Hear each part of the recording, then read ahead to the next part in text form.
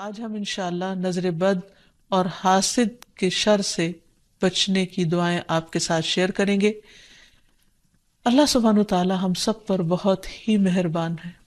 اس نے ہمیں پیدا کیا اور وہ جانتا ہے کہ ہمارے لیے کیا بہتر ہے اور کیا نہیں، اور اس کے لیے اس نے ہمارے لیے ایک بہترین دین بھیجا، اور صرف کتابی شکل میں نہیں بلکہ عملی شکل میں محمد صلی اللہ علیہ وسلم کی صورت میں، کہ انہوں نے ہر وہ چیز کر کے دکھائی، سکھائی، سمجھائی جو ہمارے لیے فائدہ مند ہے، اور اس سلسلے میں ہمیں بعض ان حقیقتوں کے بارے میں بتایا اور ان کی اصل حقیقت بتائی جو اس کے بغیر ہم جان ہی نہیں سکتے تھے۔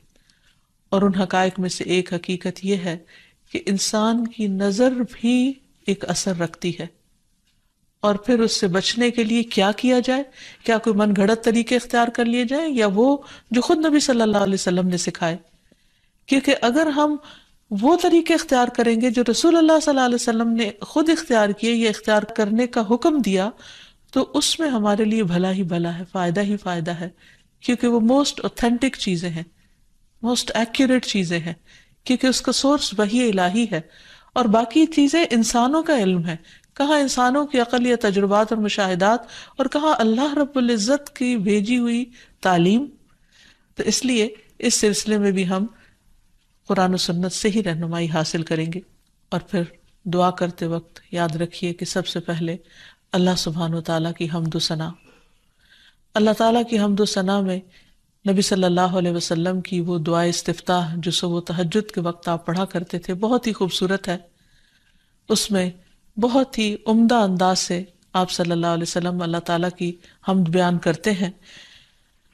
الفاظ ہیں کچھ یوں: اللہم لک الحمد انت قیم السماوات والارض ومن فیہن، ولک الحمد لک ملک السماوات والارض ومن فیہن، ولک الحمد انت نور السماوات والارض، ولک الحمد انت الحق ووعدک الحق ولقاؤک حق وقولک حق والجنة حق والنار حق والنبیون حق ومحمد صلی اللہ علیہ وسلم حق والساعۃ حق۔ اے اللہ، ہر طرح کی تعریف تیرے ہی لیے ہے، تو آسمان اور زمین اور ان میں رہنے والی تمام مخلوق کو قائم رکھنے والا ہے۔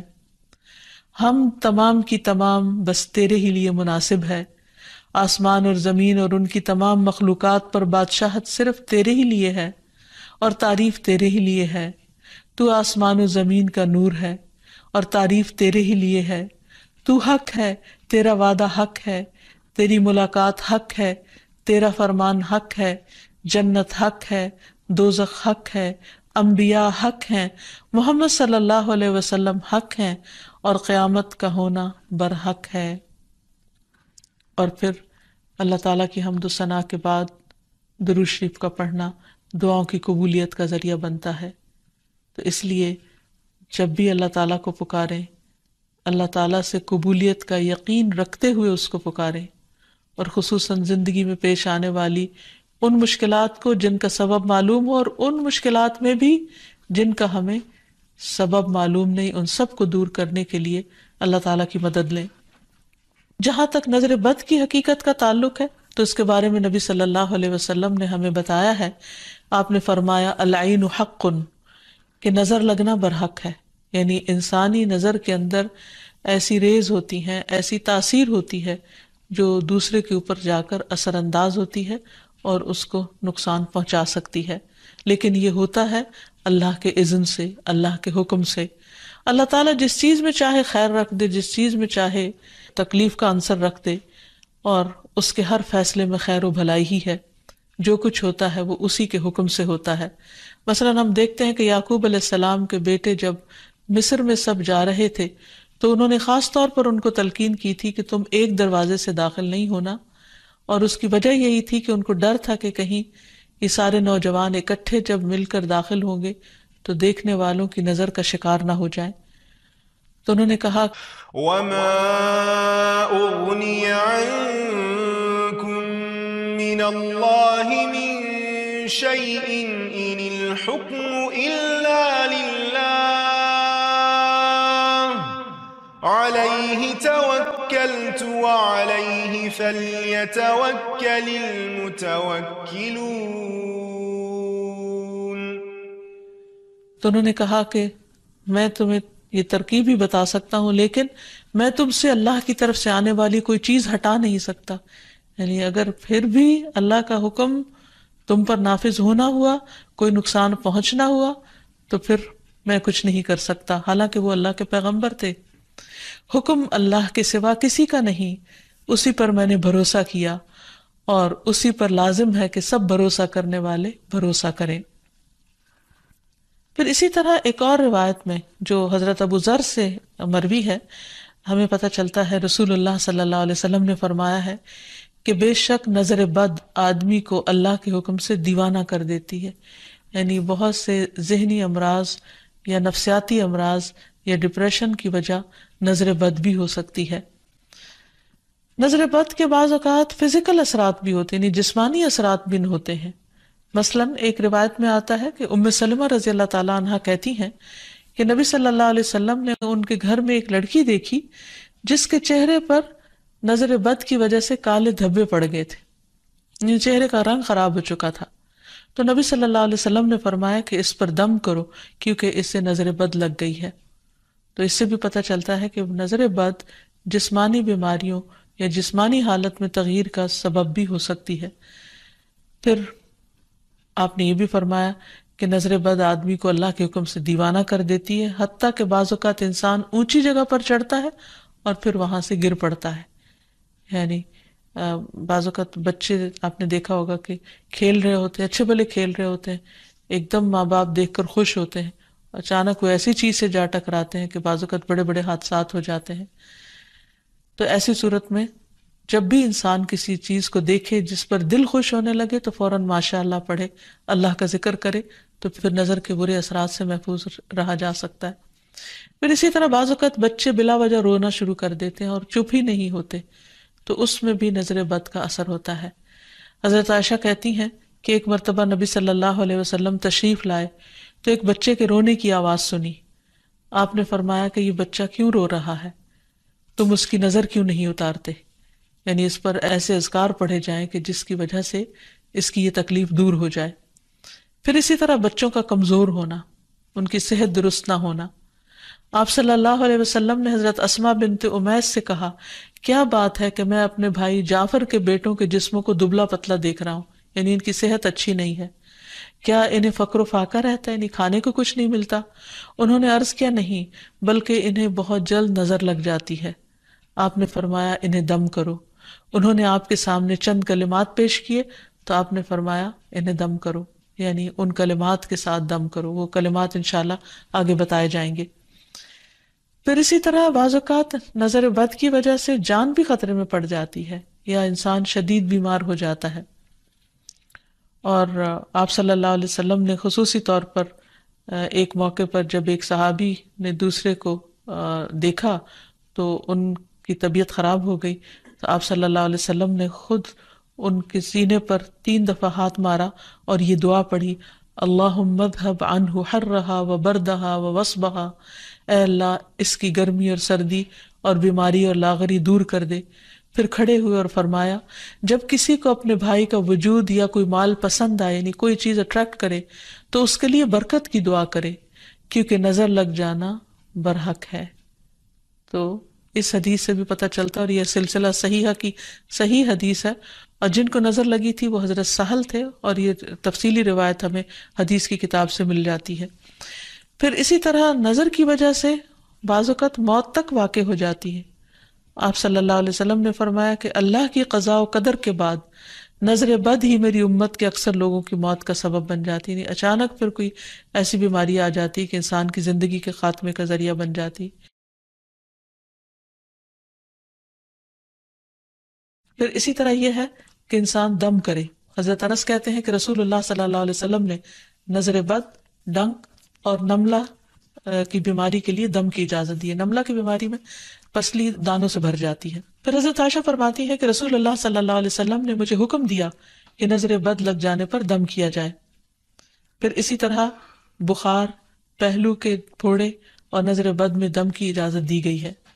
خصوصی طور پر چھوٹے بچوں کو دم کرتے رہنا چاہیے، اور جتنی بھی مائیں ہیں وہ ان کی تعلیم و تربیت کے حصے میں یہ بات شامل ہونی چاہیے کہ وہ چھوٹے بچوں کو صبح و شام کی دعائیں پڑھ کر یا اللہ تعالیٰ کا ذکر کر کے دم کرتی رہیں، خصوصاً نظر بد کی دعا۔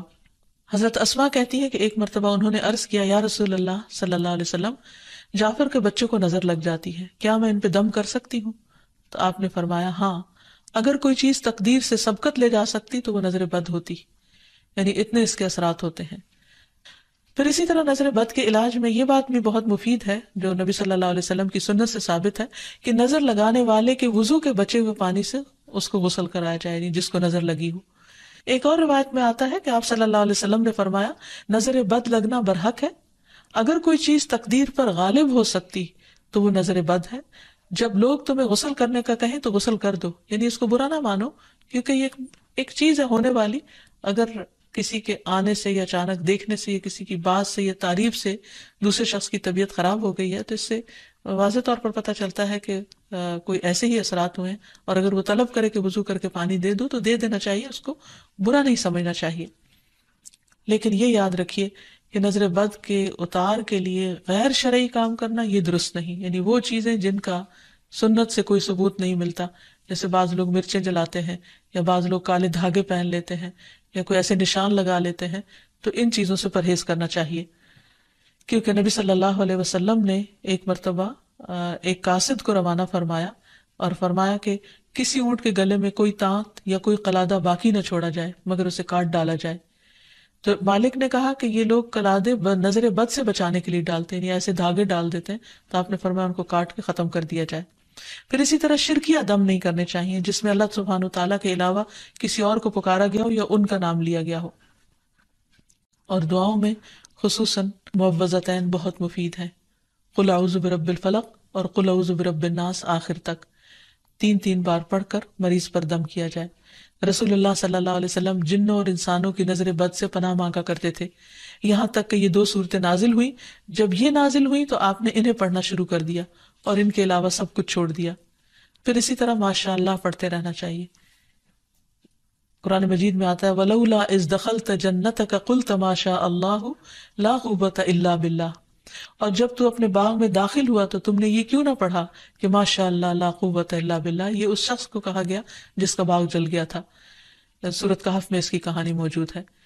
اور اس کا معنی کیا ہے کہ وہی ہوتا ہے جو اللہ چاہتا ہے، اور اللہ کی توفیق کے بغیر کسی کا کچھ زور نہیں۔ پھر اسی طرح کچھ دیگر مسنون دعائیں ہیں جن کا پڑھنا نظر کے لیے فائدہ مند ہے۔ ابن عباس کہتے ہیں کہ نبی صلی اللہ علیہ وسلم حضرت حسن اور حسین کے لیے پناہ طلب کیا کرتے تھے اور فرماتے تھے کہ تمہارے دادا ابراہیم علیہ السلام بھی ان کلمات کے ذریعے اسماعیل اور اسحاق علیہم السلام کے لیے اللہ کی پناہ مانگا کرتے تھے۔ اعوذ بکلمات اللہ التامۃ من کل شیطان وہامۃ ومن کل عین لامۃ، میں پناہ مانگتا ہوں اللہ کے پورے کلمات کے ذریعے ہر ایک شیطان سے، ہر زہریلے جانور سے اور ہر نقصان پہنچانے والی نظر بد سے۔ پھر اسی طرح ایک اور دم بھی ہے۔ حضرت عائشہ کہتی ہے کہ میں رسول اللہ صلی اللہ علیہ وسلم پر نظر بد سے حفاظت کے لیے دم کیا کرتی تھی، یعنی وہ خود کرتی تھی، اور وہ اس طرح کہ میں اپنا ہاتھ ان کے سینے پر رکھتی اور یہ دعا پڑھتی، امسح البأس رب الناس بیدک الشفاء لا کاشف لہ الا انت، اے لوگوں کے رب اس تکلیف کو دور فرما دے، شفا تیرے ہاتھ میں ہے اور تیرے علاوہ کہیں اور سے شفا نہیں مل سکتی۔ اسی طرح حاسد کا حسد بھی نقصان دیتا ہے، جس سے بچنے کے لیے اللہ سبحانہ وتعالیٰ نے قل اعوذ برب الفلق اتاری، جس کے آخر میں آتا ہے ومن شر حاسد اذا حسد، کہ حاسد کے حسد سے بچنے کے لیے اللہ تو مجھے اپنی پناہ میں رکھ۔ اور حسد کہتے ہیں کسی انسان کو ملنے والی نعمت کے ختم ہونے کی تمنا کرنا، خواہ خود کو حاصل کرنے کا شوق ہو یا نہ ہو، یا تمنا ہو یا نہ ہو، تو اس سے منع کیا گیا ہے، اس کی حرمت بیان کی گئی ہے۔ نبی صلی اللہ علیہ وسلم نے فرمایا آپس میں حسد نہ کرو، آپس میں بغض نہ رکھو، قطع رحمی نہ کرو، اللہ کے بندو بھائی بھائی بن جاؤ۔ اور یہ ایمان کے منافی صفت ہے کہ کسی بندے کے دل میں ایمان اور حسد اکٹھے نہیں ہو سکتے۔ پھر یہ دین کو مونڈ دینے والی صفت ہے۔ پھر اسی طرح یہ ہے کہ لوگوں کی خیر خواہی اسی میں ہے کہ وہ ایک دوسرے سے حسد نہ کریں۔ آپ نے فرمایا لوگ اس وقت تک خیر پر رہیں گے، بھلائی ہوگی ان کی جب تک کہ وہ حسد نہیں کریں گے۔ پھر اسی طرح یہ ہے کہ ایسا شخص اللہ تعالیٰ کا محبوب ہے جس کے دل میں کسی کے لیے کوئی حسد نہ ہو. عام طور پر حسد کی وجہ یہ ہوتی ہے کہ انسان اپنے آپ کو بڑا سمجھتا ہے. وہ سمجھتا ہے کہ ساری خیر اور بھلائی صرف اسی کا حق ہے, اور جب وہ دیکھتا ہے وہ کسی اور کو بھی مل رہی ہے تو اس پر پریشان ہوتا ہے اور اس سے چھیننے کی فکر کرتا ہے. اور یہ ان خرابیوں میں سے جو بہت اول دور میں پائی گئی. مثلا ابلیس نے انسان کو سجدہ کیوں نہیں کیا؟ حسد کی بنا پر. قابیل نے حابیل کو کیوں قتل کیا؟ حسد کی بنا پر. تو اسی طرح کسی بھی انسان کے اندر جب تکبر آتا ہے، غرور آتا ہے، ابلیسی صفات آتی ہیں، تو وہ یہ سوچتا ہے کہ اس کا مقام اور مرتبہ بس اسی کو ملے، کسی اور کی طرف نہ جائے. یا کسی کو بھی اگر نعمت ملے تو وہ اس پر جالس ہو جاتا ہے. اور یہ بنیادی طور پر اس کی وجہ دنیا کی محبت کا زیادہ ہونا ہے. اس لیے ہمیں اس سے بچنے کی ضرورت ہے. اور یہ بیماری ایسے انسان کے اندر داخل ہو جاتی ہے کہ بعض اوقات انسان کو خود بھی پتہ نہیں چلتا. تو اس لیے اللہ سبحانہ و تعالیٰ سے دعا کرتے رہنا چاہیے، اور اس معاملے میں انسان کو اللہ پر بھروسہ بھی کرنا چاہیے، اور پھر اللہ تعالیٰ کی پناہ مانگنی چاہیے کہ اللہ تعالیٰ اپنی حفاظت میں رکھے. کیونکہ اللہ تعالیٰ فرماتے ہیں میرا محبوب بندہ اگر مجھ سے مانگتا ہے تو میں اسے دیتا ہوں، اور اگر وہ کسی دشمن یا شیطان سے میری پناہ مانگتا ہے تو میں اسے محفوظ رکھتا ہوں. پھر اسی طرح یہ ہے کہ حاسدوں سے نعمت کو چھپانے کی کوشش کرنا چاہیے. جب انسان کو یہ پتا ہو کہ کوئی شخص ایسا ہے جو اس کی نعمت پر خوش نہیں ہوتا تو ان کے سامنے پھر اس کا اظہار نہیں کرنا چاہیے. ابو ہریرہ کہتے ہیں کہ رسول اللہ صلی اللہ علیہ وسلم نے فرمایا تم اپنی ضرورتوں کو پورا کرنے کے لیے ان کو رازداری میں رکھ کر مدد حاصل کرو، بے شک ہر صاحب نعمت حسد کیا جاتا ہے. پھر اسی طرح یہ کہ انسان کو حسد سے بچنے کے لیے اللہ تعالیٰ سے دعا کرتے رہنا چاہیے، کیونکہ ہر ایک کی پیشانی کے بال اللہ کے ہاتھ میں ہے، اور جب اللہ نہ چاہے تو کوئی کسی کو کچھ بھی نقصان نہیں دے سکتا، کچھ بھی بگاڑ نہیں سکتا. تو اللہ تعالیٰ پر بھروسہ کرتے ہوئے خصوصی طور پر معوذتین کا ورد کرتے رہنا چاہیے. صبح شام 3 بار پڑھنا چاہیے، نمازوں کے بعد اس کو پڑھنا چاہیے. اور پھر ایک دعا اور بھی ہے کہ جبریل علیہ السلام نبی صلی اللہ علیہ وسلم کی عیادت کے لیے ایک مرتبہ حاضر ہوئے تو آپ کانپ رہے تھے. آپ نے ان کو ان الفاظ میں دم فرمایا، بسم اللہ ارقیک من کل شیء یؤذیک من حسد حاسد وکل عین واسم اللہ یشفیک. اللہ کے نام سے میں تم پر ہر اس چیز کے شر سے بچاؤ کا دم کرتا ہوں جو تمہیں اذیت پہنچائے، ہر حاسد کے حسد سے اور ہر نظر بد سے. اللہ کے نام سے اللہ تمہیں شفا عطا فرمائے. تو اس سے یہ پتہ چلتا ہے کہ جبریل علیہ السلام نبی صلی اللہ علیہ وسلم پر دم کرتے تھے، تو ہمیں بھی مریض پر، بے چین شخص پر، اضطراب کے شکار شخص پر دم کرنا چاہیے، اور انہی الفاظ کے ساتھ، کیونکہ سب سے بہترین الفاظ وہ ہیں جو اللہ کا کلام ہے اور پھر محمد صلی اللہ علیہ وسلم کے الفاظ ہیں. اللہ تعالی ہمیں ہر طرح کے شر سے محفوظ رکھے، ہمیں بھی اور ہمارے عزیزوں کو بھی اور تمام لوگوں کو. وآخر دعوانا ان الحمد للہ رب العالمین.